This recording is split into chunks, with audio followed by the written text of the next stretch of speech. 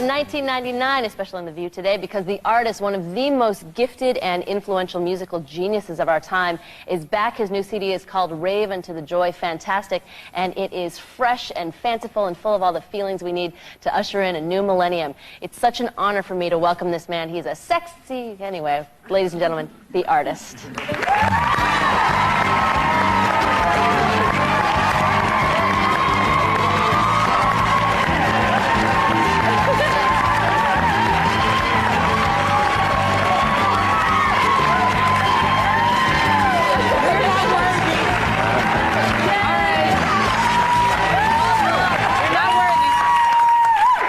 I promised you we wouldn't gush too much, but I just kicked one credential that makes me absolutely incredulous. You are a master musician. You mastered 20 instruments by the age of 12 years old. And to even say that makes my head And no one shake. moves like you. No one. At all. And you played every instrument on the first 5 albums. Are there any instruments left to try to learn to play? With the advent of synthesizers, you pretty much can copy any sound on the planet, so I play keyboards pretty well, so I'm in there now. You in there? By the way, this show is wild. Y'all got Well, I have to ask you, on your new album, Rave and to the Joy Fantastic, you credit Prince as the producer, yet you are known as the artist. So is there anything that you want to specify here for us? Well, most of these terms, the artist formerly known as this and that and the other, all that's kind of made up by the media because I go by an unpronounceable symbol.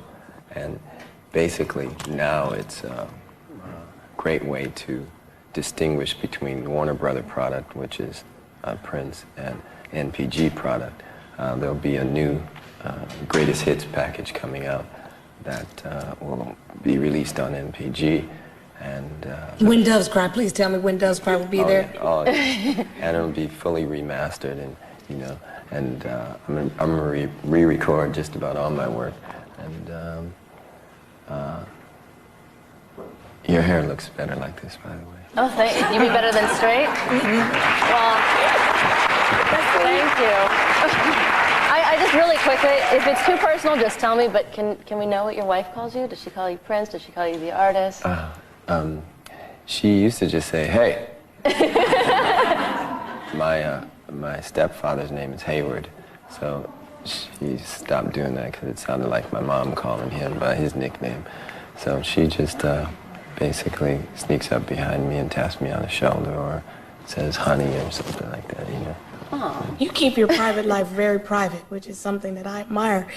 But I know that you're real proud of the spiritual connection to your wife. You were married, you did the civil thing, the marriage contract, and then you destroyed the contract and remarried spiritually. Explain it.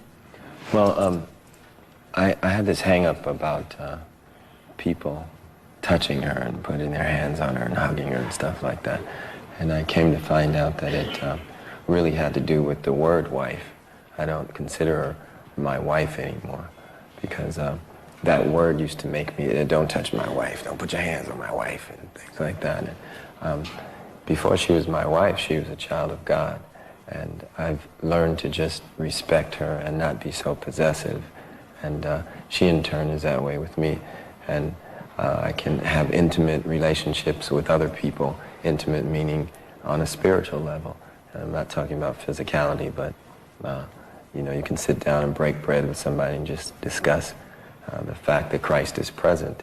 He's not coming, he's present, and it's time for all of us to kind of wake up to that fact and do our thing, You know what I want to ask you about? I know that you live in Minneapolis and your wife lives in Spain, but you are going to be going to Spain to open an orphanage or make an orphanage out of your home.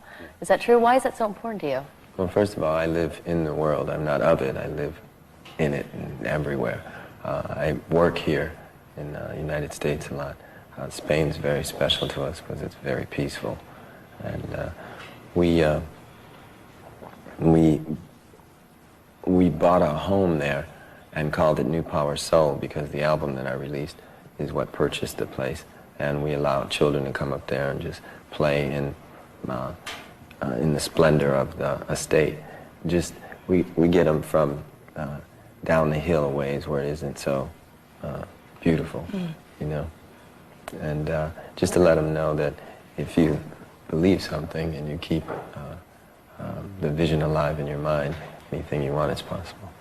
You are a big basketball fan. The Chicago Bulls, I'm not going to say anything to you about them, let you keep the Bulls, even though you're here in Knick territory. You know we had to dig that one in, but I know the one thing that everybody's looking forward to is December 31st, because we can finally legitimately sing one of the most fantastic songs ever written, 1999. And you're going to be partying.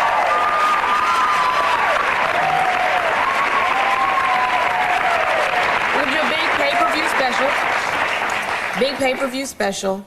And you're going to actually perform the song, am I right? Yes, ma'am. Probably for the last time. We're going to do a few numbers there for the last time. I'm going to move on to some new things. In Demand has allowed us a nice little budget, and we're going to put together a really great show with a lot of great people. I have Maceo Parker playing in my band. He used to be with James Brown. I have Larry Graham. He used to be with Sly and the Family Stone. Wow. And we're going to have a lot of members of the Family Stone there. Lenny Kravitz will probably show up. Morris Can you Day hook and the two Time. sisters up here? I know, right? Hooked up, you know that. We might have But to you come. cannot bring that fur jockstrap. All righty then. Thank you so much for being with us. We are just in awe of you. You are the greatest. His new CD is called Rave Into the Joy. Fantastic, and it would make a great stocking stuffer. You can buy it on our website, and we'll be right back with segment 5.